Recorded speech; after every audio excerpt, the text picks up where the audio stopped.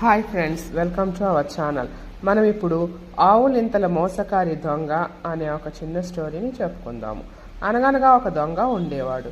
అతను ఎలాంటి దొంగ అంటే తన మోసపూరితమైన ఆలోచనలతో ఎలాంటి వారినైనా తన దారిలోకి తెచ్చుకొని వారిని మోసగించి సొమ్ము కాజేసే దానిలో నేర్పరుడు. అతన్ని పట్టుకోవడం అందరికీ సమస్యాత్మకంగా మారింది. పోలీసులు ఎంత ప్రయత్నించినప్పటికీ అతన్ని పట్టుకోలేకపోయారు.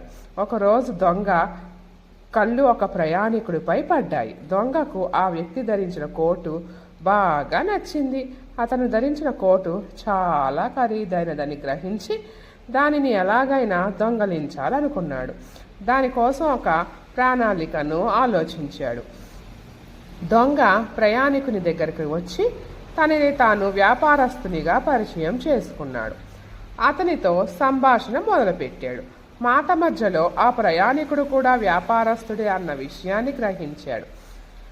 ఇద్దరు వ్యక్తులు మృదువైన సంభాషణలో పడిపోయారు. అకస్మాత్తుగా దొంగ తాను ధరించిన కోటు తీసి ఈ విధంగా అన్నాడు, "ఈ గదిలో చాలా వేడిగా ఉంది కదా." ఆ మాటలను ప్రయాణికుడు కూడా అంగీకరించి అతను కూడా తన కోటును తీసివేశాడు. దొంగ ఆ కోటును చూస్తూ, "ఇది చాలా మంచి కోటు, ఒకసారి నేను కూడా ధరించవచ్చా?" అని అడిగాడు. అందులో ప్రయాణికుడు, "తప్పకుండా ధరించండి" అని అన్నాడు. దొంగ కోటును తీసుకోగానే హఠాత్తుగా ఆవలించాడు. అతను అలా ఆవలిస్తున్నప్పుడు తోడేళ్లు ఊళ్ళ పెట్టిన శబ్దంలా వినిపించసాగింది. ఆ ధ్వని విన్న ప్రయాణికుడు వినోదంగా చూస్తూ ఈ విధంగా అడిగాడు, "మీరు ఆవలిస్తున్నప్పుడు ఎందుకు ఊళ్ళ పెడుతున్నారు?"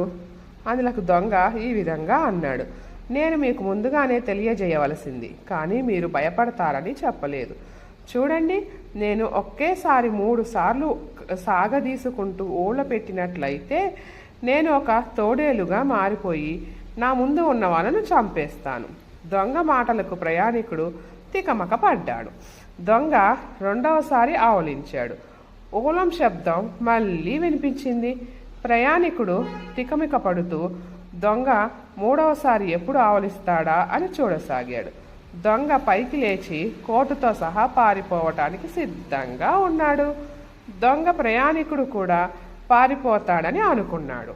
ప్రయాణికుడు పారిపోవటానికి బదులుగా తన చేతిలోకి సంకెళ్లను తీసుకొని దొంగ చేతులకు వేశాడు. ఆ తర్వాత ప్రయాణికుడు అసలు విషయాన్ని వెల్లడించాడు. "నేను మారువేషంలో ఉన్న పోలీసు అధికారిని. నిన్ను పట్టుకోవడానికే నన్ను ప్రత్యేకంగా నియమించారు. అనేక మంది అమాయకులను సొమ్మును దొంగలించినందుకు గాను నిన్ను అరెస్ట్ చేస్తున్నాను." ఆ మాటలకు దొంగ ఆశ్చర్యపోయి లొంగిపోయాడు. నీతి: మోసం ఎప్పటికీ గెలవదు. Thank you friends.